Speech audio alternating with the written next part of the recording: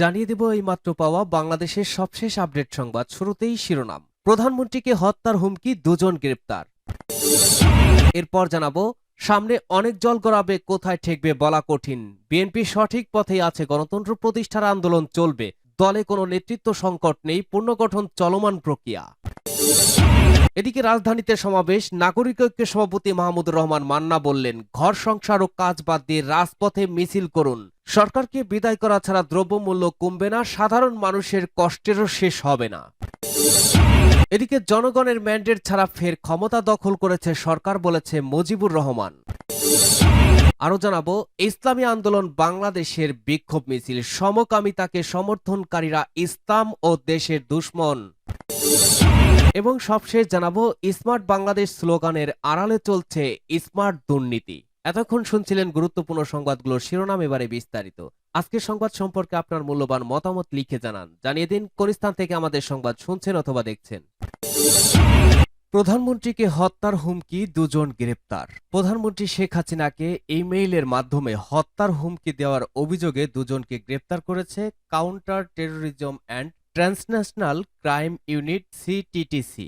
শনিবার ৩ ফেব্রুয়ারি রাতে এ তথ্য জানিয়েছেন সিটিটিসি প্রধান আসাদুজ্জামান। তিনি বলেন, প্রধানমন্ত্রী শেখ হাসিনাকে ইমেইলের মাধ্যমে যারা হত্যার হুমকি দিয়েছিল তাদের সৌদি আরব থেকে গ্রেপ্তার করা হয়েছে। তবে গ্রেপ্তার দুজনের নাম তাৎক্ষণিকভাবে জানা যায়নি। বিস্তারিত জানাতে আজ দুপুরের সংবাদ সম্মেলনের আয়োজন করেছে সিটিটিসি। সেখানে বিস্তারিত জানানো হবে বলে জানান তিনি। এর আগে গত ২৯ জানুয়ারি হজরত শাহজালাল আন্তর্জাতিক বিমানবন্দরের সামনের রাস্তা থেকে প্রধানমন্ত্রী শেখ হাসিনাকে গুলি করে হত্যার হুমকি দেওয়ার অভিযোগে দুজনকে গ্রেপ্তার করে সিটিটিসি। আসামিরা হল দিন ইসলাম ওরফে বাদল ও কবির হোসেন দেওয়ান। জানা যায় ২০২৩ সালের ১৭ এপ্রিল বিকাল ৫টার দিকে ডিএনপি মিডিয়া পাবলিক রিলেশন সেন্টারের নিউজ রুমের ইমেইলে ইংরেজিতে একটি মেইল আসে।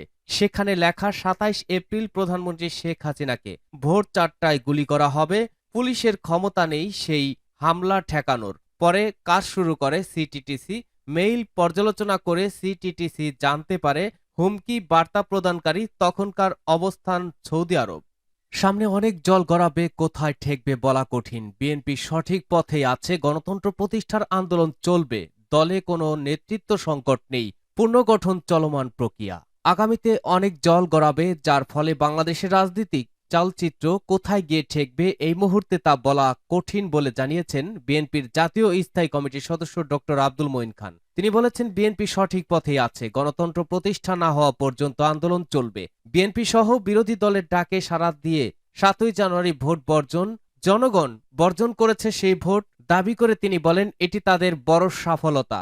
আর আওয়ামী লীগের নৈতিক পরাজয় হয়েছে। কর্মসূচিতে লাখ লাখ মানুষের অংশগ্রহণই প্রমাণ করে দলের কোনো নেতৃত্ব সংকট নেই। দল পুনর্গঠনের পাশাপাশি শান্তিপূর্ণ ও নিয়মতান্ত্রিক আন্দোলনও চলবে। স্থায়ী কমিটির এই সিনিয়র নেতা মনে করেন, রাজনীতিতে যদি কথা বলা বন্ধ হয়ে যায় তখনই কিন্তু সংঘাত আসে।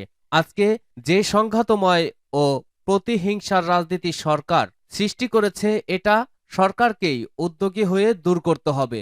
যদি দেশ থেকে সংঘাত ও প্রতিহিংসার রাজনীতি দূর করতে না পারি, শান্তিপূর্ণ সহাবস্থান করতে না পারি, তাহলে কিন্তু আলটিমেটলি এই সরকারকেই আঘাত হানবে। সরকার হয়তো মনে করছে বন্দুকের মুখে এভাবে গায়ের জোরে দেশ শাসন করে যাবে, বিরোধী দলকে নিশ্চিহ্ন করে দেবে। তা সম্ভব নয়। রাজনীতির উদ্দেশ্য হচ্ছে মানুষের সেবা করা, হৃদয় জয় করা। আওয়ামী লীগ সরকার সে ব্যাপারে আজকে নৈতিকভাবে সম্পূর্ণ পরাজিত হচ্ছে। ডক্টর মঈন খান বলেন, শুধু আমরা যারা বিরোধী দল তারা নয়, সারা দুনিয়া এই নির্বাচনকে প্রত্যাখ্যান করেছে। ঘর সংসার ও কাজ বাদ দিয়ে রাজপথে মিছিল করার আহ্বান জানালেন নাগরিক ঐক্যের সভাপতি মাহমুদুর রহমান মান্না।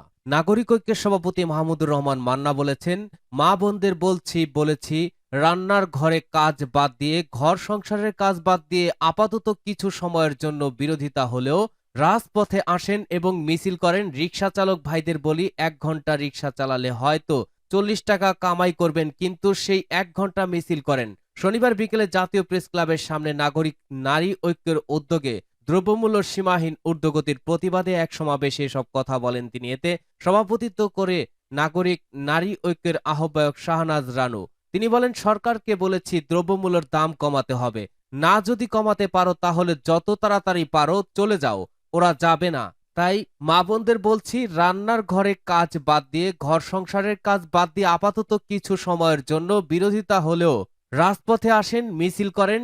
রিকশা চালক ভাইদের বলি, 1 ঘন্টা রিকশা চালালে হয়তো 40 টাকা কামাই করবেন, কিন্তু সেই 1 ঘন্টা মিছিল করেন, পুলিশের গায়ে ঢেল দেওয়ার দরকার নেই, লাঠির বাড়ি দেওয়ার দরকার নেই। আমরা কোনো সহিংস আন্দোলন করার কথা বলছি না, তবে আমরা বলছি সবাই মিলে যদি পথে নামে তাহলে সরকারকে চলে যেতে হবে। জনগণের ম্যান্ডেট ছাড়া ফের ক্ষমতা দখল করেছে সরকার, বলেছেন মজিবুর রহমান। বাংলাদেশ জামায়াতে ইসলামের ভারপ্রাপ্ত আমির ও সাবেক এমপি অধ্যাপক মজিবুর রহমান বলেছেন, জালিম সরকার নানা কূটকৌশলে গত 7ই জানুয়ারি এক অদ্ভুত ডামি নির্বাচন করে জনগণের ম্যান্ডেট ছাড়া আবারও ক্ষমতা দখল করেছে। জনগণ সরকারের ডামি নির্বাচন প্রত্যাখ্যান করেছে জাতিসংঘ ও গণতান্ত্রিক বিশ্ব। সরকারের ডামি নির্বাচনকে এখনো স্বীকৃতি দেয়নি। বাংলাদেশ গণতান্ত্রিক বিশ্ব থেকে একঘরে হওয়ার উপক্রম হয়েছে। সরকারের ফ্যাসিজমের বিরুদ্ধে দেশবাসীকে ঐক্যবদ্ধ হতে হবে। সরকারের রক্তচক্ষুকে উপেক্ষা করে আমাদের এগিয়ে যেতে হবে। কেয়ারটেকার সরকারের অধীনে অবাধ ও অংশগ্রহণমূলক নির্বাচন ছাড়া গণতন্ত্র প্রতিষ্ঠা সম্ভব নয়। দেশবাসীর প্রত্যাশা, কেয়ারটেকার সরকারের অধীনে অবাধ ও অংশগ্রহণমূলক নির্বাচনের ব্যবস্থা করে সরকার তার শুভবুদ্ধির পরিচয় দেবে। তিনি বলেন, ইসলাম বিদ্বেষী সরকার নাগরিকদের ইসলাম থেকে দূরে রাখতে দেশের শিক্ষা ব্যবস্থায় নাস্তিকতার অনুপ্রবেশ ঘটিয়েছে।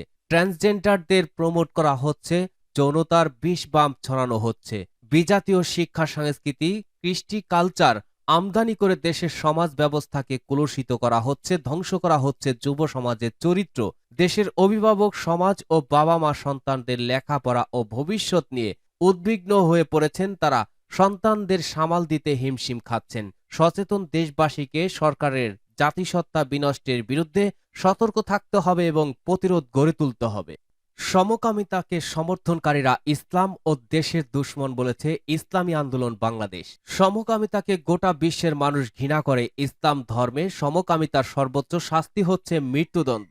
কোরআন, বাইবেল, হিন্দু ধর্ম ও সংবিধান নিষিদ্ধ সমকামিতাকে যারা প্রমোট করছে তারা ইসলাম, দেশ ও জাতির দুশ্মন, বলেছেন প্রিন্সিপাল হাফেজ মাওলানা ইউনুস আহমেদ। তিনি বলেন, ট্রান্সজেন্ডার বা সমকামিতা শুধু ইসলামেই নয়, অন্যান্য ধর্মেও বৈধ নয়। খ্রিস্ট ধর্মে বলা হয়েছে সমকামীরা ঈশ্বরের গজবপ্রাপ্ত। হিন্দু ধর্মে বলা হয়েছে সমকামী মহিলা হলে আঙ্গুল কেটে বা মাথা ন্যাড়া করে দেওয়া এবং 200 রুপি জরিমানা করা। সমকামী পুরুষ হলে পানিতে ডুবিয়ে মারা। বাংলাদেশের সংবিধানে সমকামিতাদের 10 বছর কারাদণ্ডের বিধান আছে। তিনি বলেন, সন্তানদের নাস্তিক্যবাদ শিক্ষা দেওয়ার জন্য শিক্ষা কারিকুলামে ইসলাম বিদ্বেষী অধ্যায় জুড়ে দেওয়া হয়েছে। দেশবাসী এই শিক্ষা কারিকুলামকে প্রত্যাখ্যান করছে। তিনি বলেন, আজকে বঙ্গবন্ধু শেখ মুজিবুর রহমান জীবিত থাকলে তার কন্যাকে বলতেন, তোমার চতুর্দিকে যারা আছে তাদেরকে পরিহার করো।